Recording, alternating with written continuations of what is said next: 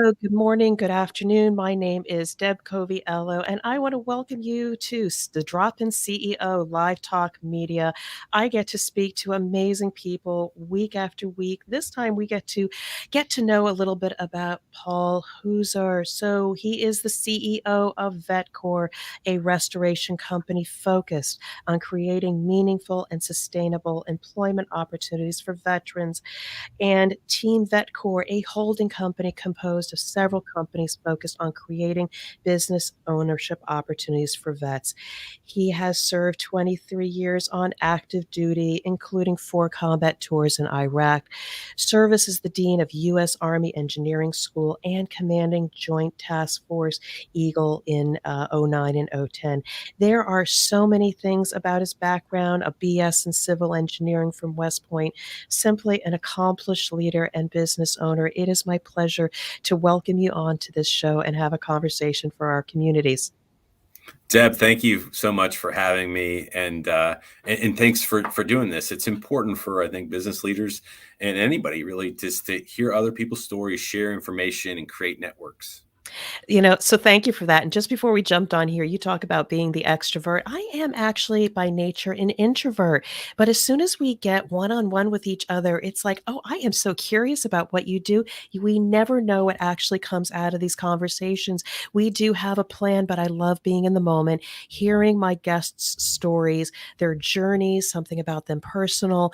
And along the way, we get something inspirational for the people that are listening to Paul, listening to myself. So just wanted to welcome everybody back who is watching this today from your holidays. Hopefully everybody had a happy and healthy year. I am recovering from a cold, so if I sound a little bit off, we're going to have Paul do most of the talking today. But before we get into your story, you're doing an Ironman. What inspired you to get ready for an Ironman? Oh my.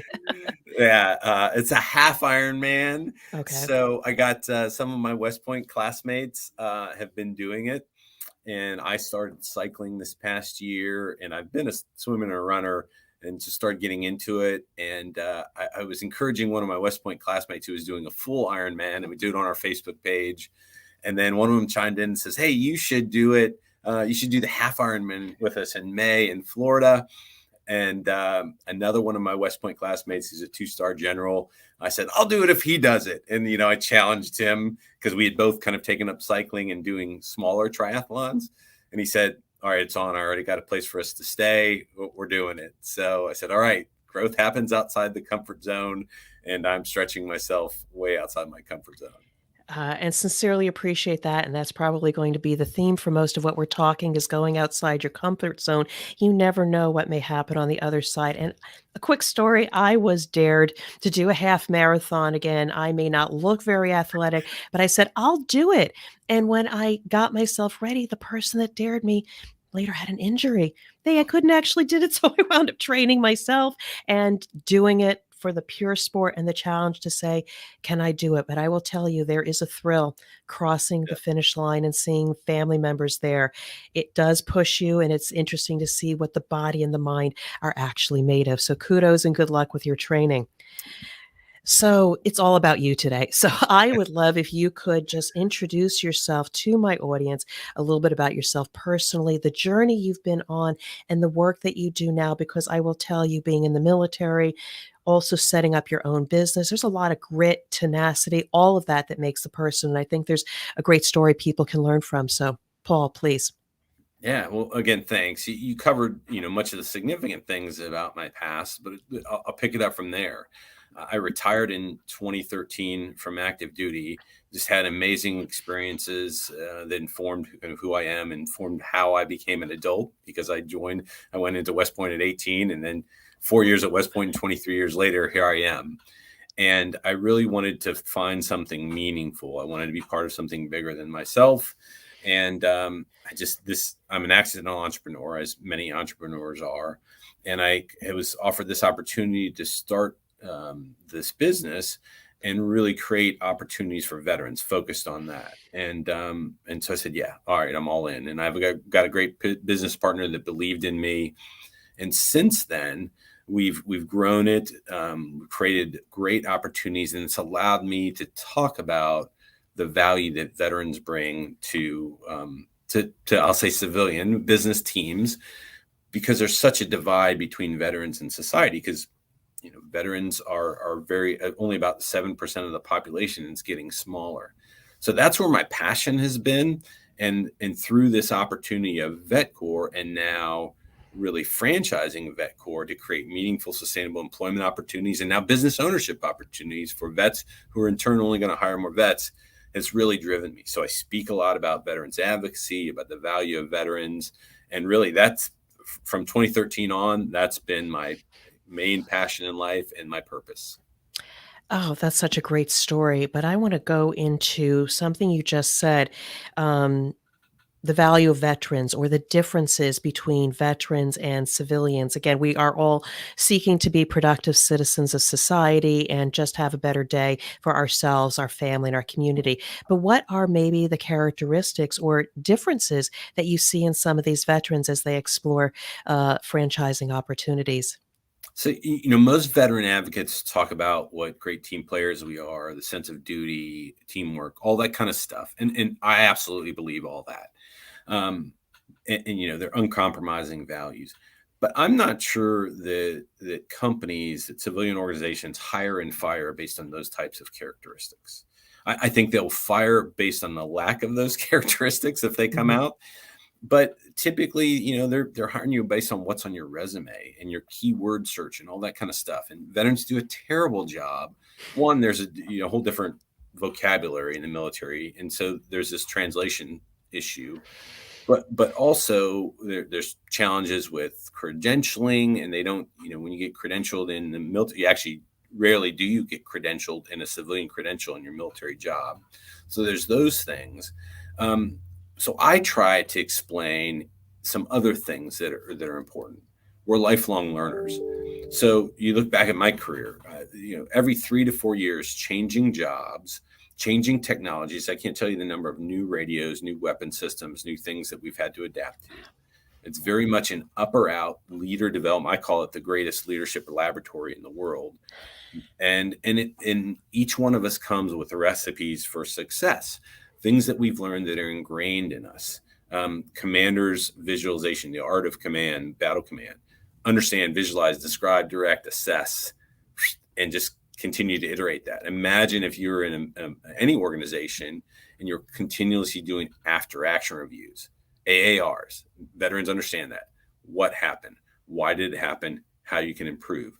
And we come with these recipes for success. We're lifelong learners, used to changing jobs, used to adapting, improvising, overcoming. We have this base level leadership skill set and problem solving set that really brings value. And most people don't get, there are stigmas associated with this, right?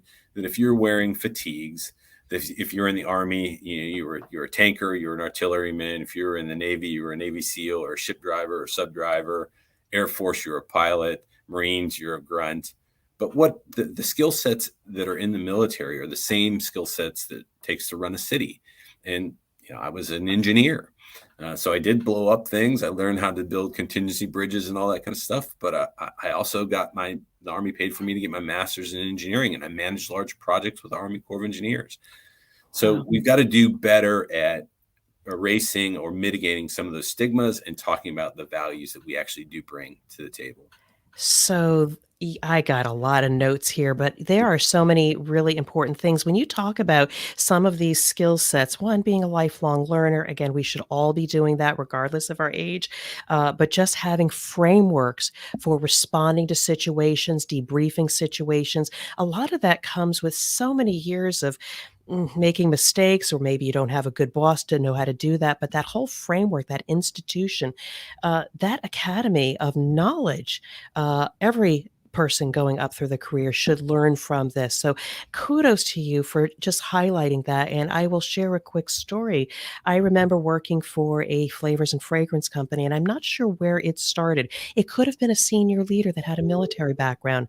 And I recall every new supervisor we brought into the company came from one of the military areas, whether it was Coast Guard, Navy, West Point, or wherever they entered into the military services.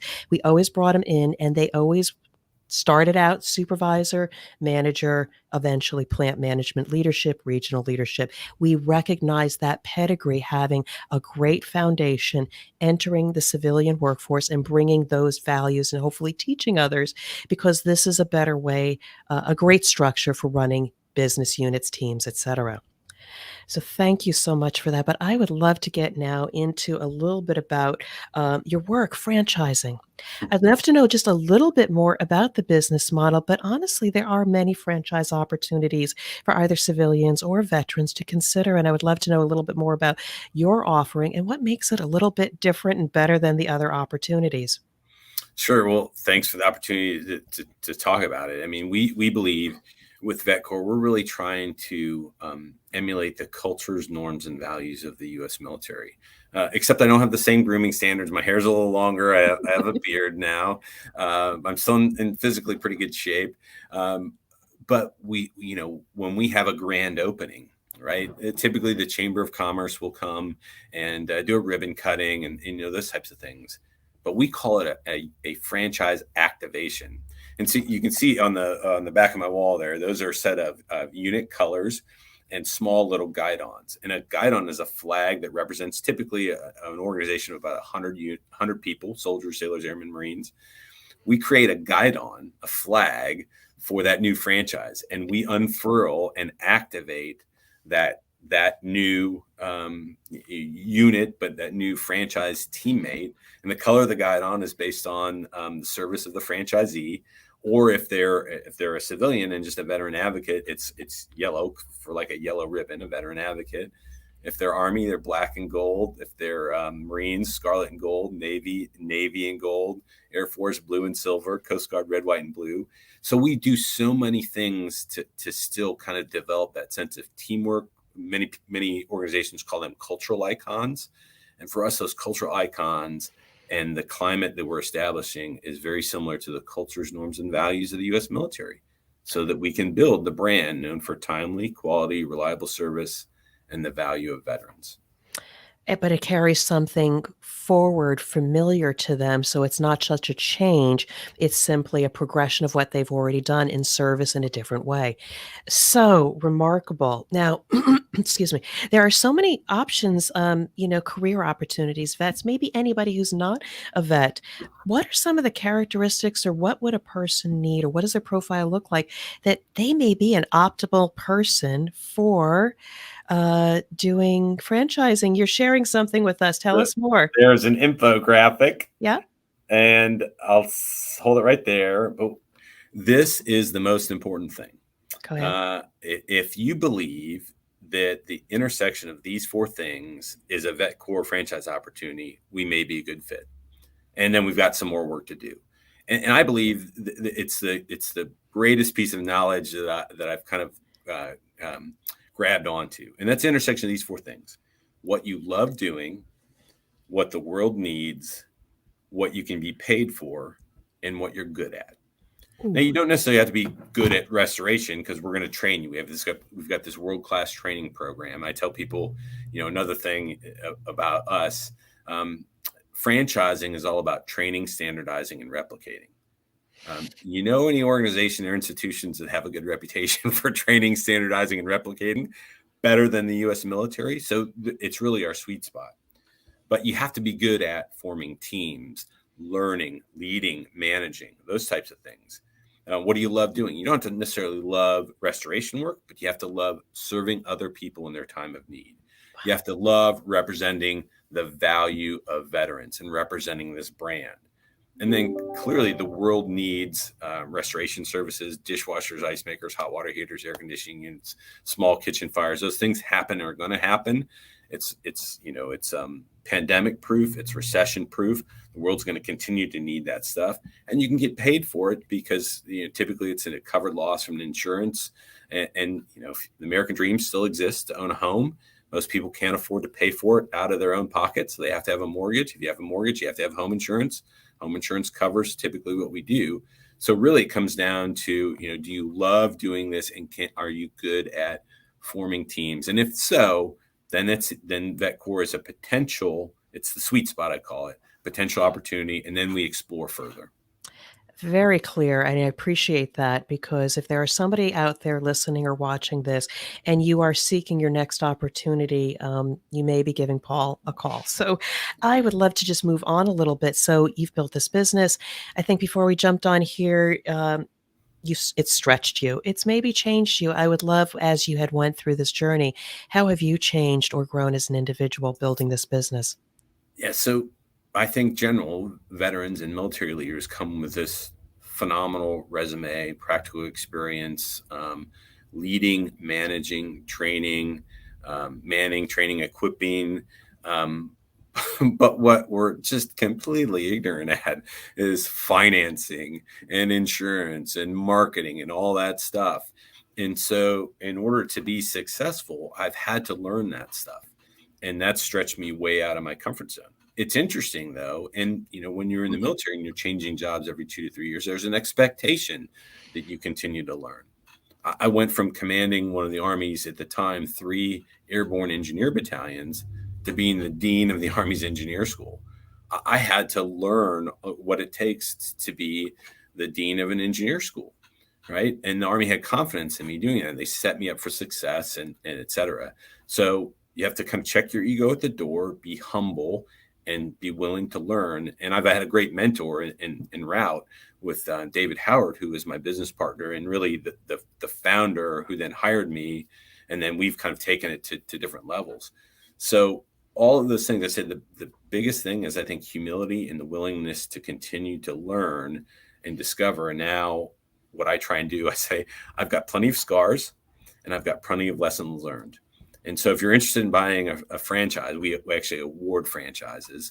Then what you're getting awarded is the benefit of my scars and my lessons learned. You'll learn new ones, just don't relearn the same ones I learned. And we've incorporated to all of those things that typically are weaknesses for veterans. We've incorporated into our franchise system because we are veterans ourselves.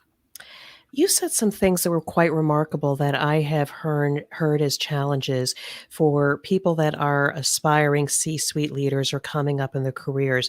They often think, "Oh, I can't do that because I don't have the technical skills." And it could be they've been passed up because a leader said, "We can't check the box on that." So that's an excuse for one not to pursue something that maybe they don't have the bells and whistles, but they have the potential. So I want people to think about that. Are you in the right environment with the right people that support you in the right way versus just a check the box exercise? And you also talked about the importance of having mentors in your life, those people that one can see your potential and advocate for you to try something new or be there to make those scars a little bit less deep and help you grow along the way. So that's just a little bit of a leadership lesson. People looking out there, if you have the potential, lifelong learning, and willing to take a risk, find the right environment and find the right people to guide you along the way. So, you've touched a lot of people. You've had help people start their franchises. Yes, hopefully they've been able to realize a good living and help others. But I'd love a story if you have somehow, maybe more than usual, impacted the life of somebody that's entered into your program or your system. Yeah, I think the biggest impact we have, I mean, right now, so we have 12, we just signed our 12th franchisee. Congratulations. And so that's pretty darn good for an emerging franchisor at our age. And so there are 12 franchise owners out there that are helping us develop our brand.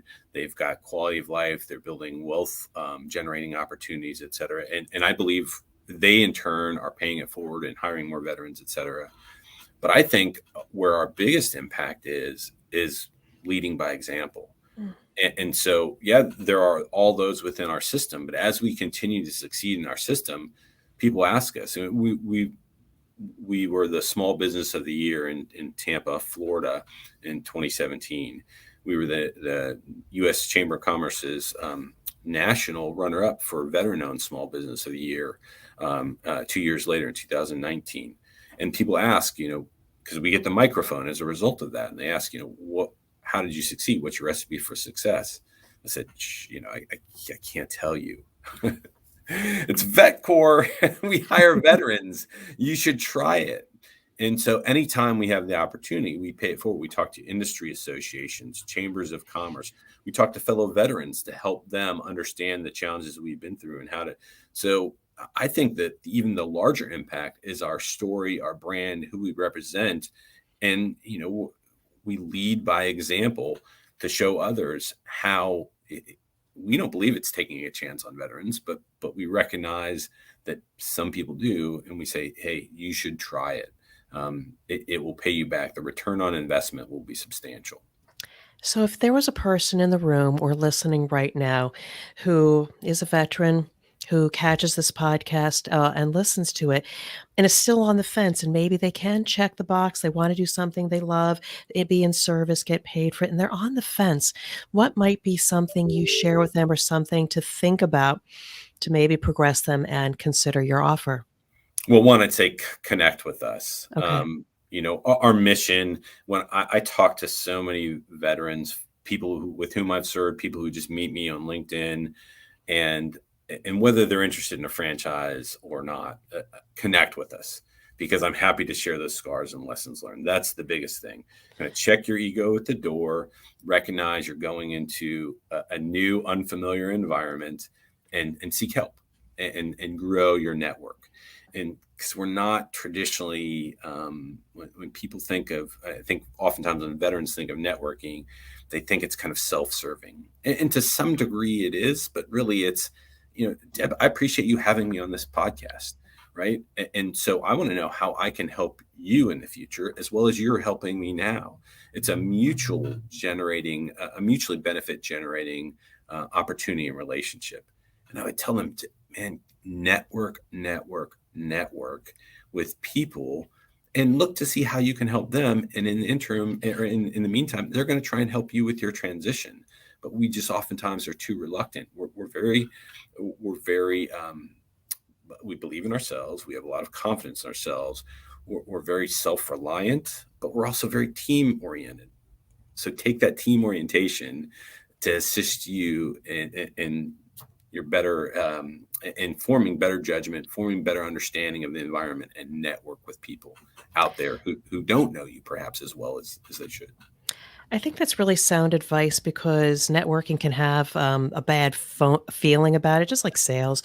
And if you are just good at striking up a conversation, deeply getting to know the person, their values, their past, their story, and later get to the transaction. So tell me what you do.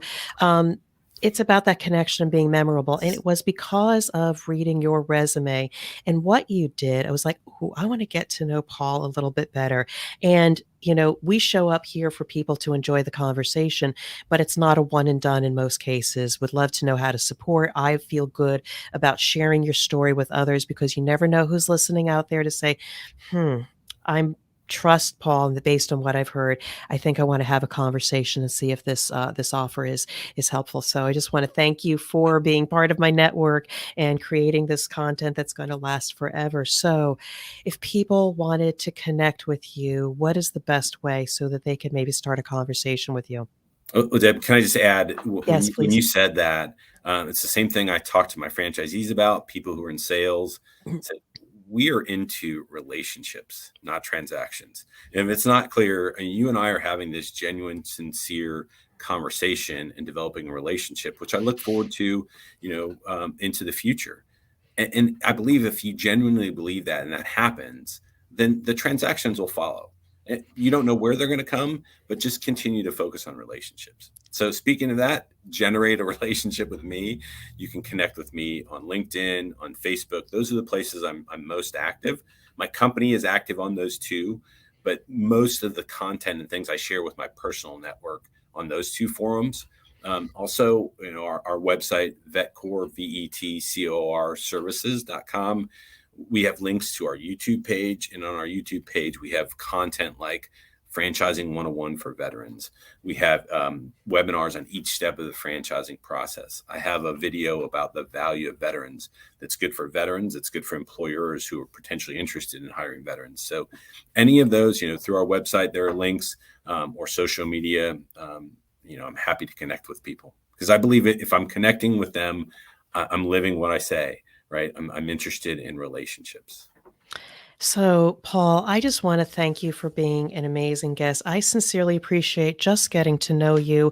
I know some vets, I know people in the construction trades. You never know who I might be able to connect with you, and maybe there'll be an opportunity there. But I just want to say thank you for your professional friendship. I wish you continued success. Thank you for the opportunity for me to do this live with you and share it with our communities. I do wish you continued success, Paul.